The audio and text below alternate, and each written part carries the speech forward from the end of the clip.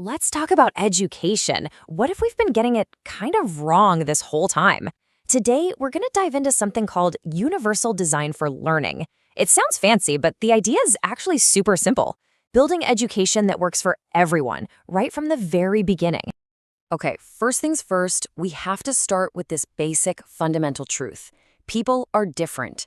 Our brains are different. The way I learn is different from the way you learn. And that's not the exception, That's the rule. That's what we call neurodiversity. So that leads to a pretty big question, right? If we know everyone's brain is different, why is so much of our education system, well, a one-size-fits-all kind of deal? It's like a huge design flaw. It creates all these hurdles that just don't need to be there, and it ends up leaving a whole lot of students behind. And let's look at a real-world number here. Just this past spring 2024, at just one single university, NC State, you had 1,147 students. And these are just the ones officially registered for things like ADHD or a learning disability. But here's the thing, that's just the tip of the iceberg. We know from national data that the actual number of neurodivergent students is way, way higher. A lot of folks just aren't formally registered. So that 1,147, it's really just a tiny slice of the pie. This isn't some small niche problem. It's a massive design challenge that's hitting pretty much every classroom out there. And this really gets to the heart of the problem, That whole one-size-fits-all idea, it's more like one-size-fits-none. It forces so many students to try and squeeze into a system that just wasn't designed for the way they learn. But what if we just flipped the whole thing on its head? Instead of building a system with all these barriers and then patching it out for students one by one, what if we just designed it better from the get-go to be more flexible? Well, that's the big idea behind universal design. This is a huge shift in thinking. The old way is what we'd call reactive. You wait for a student to struggle, and then you try to slap a Band-Aid on it with an accommodation. Universal design for learning, we'll call it UDL, is totally different. It's proactive. It's all about building that flexibility and choice right into the course from day one. And this is so important to get. UDL isn't just about helping a few students. The amazing thing is, when you design for the folks at the edges, you actually end up making a better, clearer, more effective learning environment for everybody. Everybody wins. Okay, so how does this actually work, like in the real world? Well, UDL is built on three main principles. These are like the building blocks for any learning experience. You can think of these as the why, the what, and the how of learning. So first up is engagement. That's the why. How do you get students hooked? How do you make the material matter to them? Then you've got representation, the what. How are you presenting the information? Is it just text, or are you using audio, video, real-life examples to help it click? And finally, there's action and expression. That's the how. How are students going to show you what they know? Is there more than one way for them to prove they've got it? All right, let's make this concrete. Let's see what UDL looks like when we put it to work on some of the biggest challenges that students run into all the time.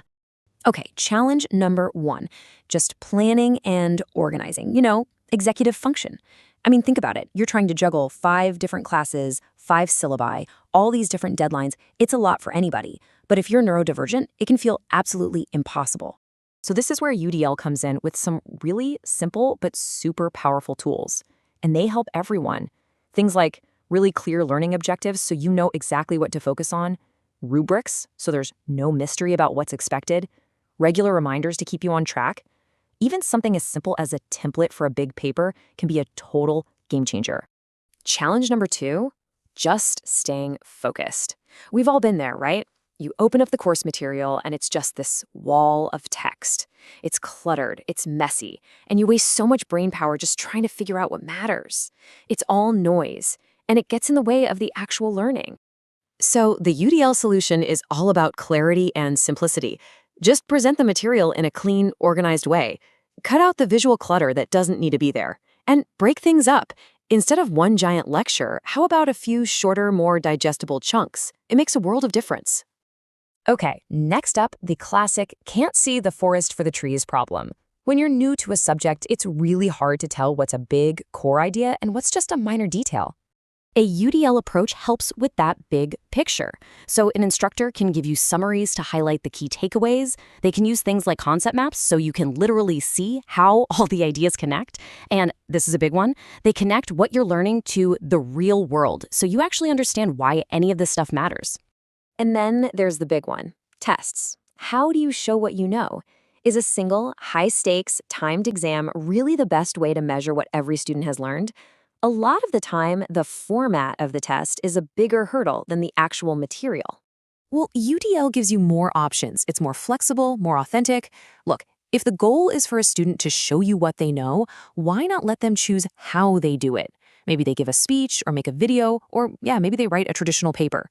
You can grade them all with the same rubric. It just lets students play to their strengths and really show you what they've learned. And this all points to something deeper about UDL. This isn't just a list of teaching hacks, It's a whole philosophy. It's about recognizing that how we feel, our emotions, is totally tangled up with how we learn. Just think about everything that goes into a learning situation. On one hand, you've got what the student brings to the table, their mood that day, their background, what they already know. An instructor can't really control any of that. But on the other hand, you have the activity itself. How clear are the instructions? How good is the feedback? What kind of support is there? Now, that is stuff an instructor has complete control over. And that right there is the huge mindset shift at the heart of UDL. It's not about trying to fix the student so they can fit into the activity. No, it's about fixing the activity so that it works for the huge variety of students we know are out there. And let's be super clear about something. UDL is not about lowering the bar. Not at all. It's about keeping that bar high for everyone, but then building more pathways to get over it, giving students the flexible, supportive options they need to succeed. So, it leaves us with this final thought, right? When we design for everybody from the start, we're not just helping a few people out. We're making the entire learning experience better for everyone involved.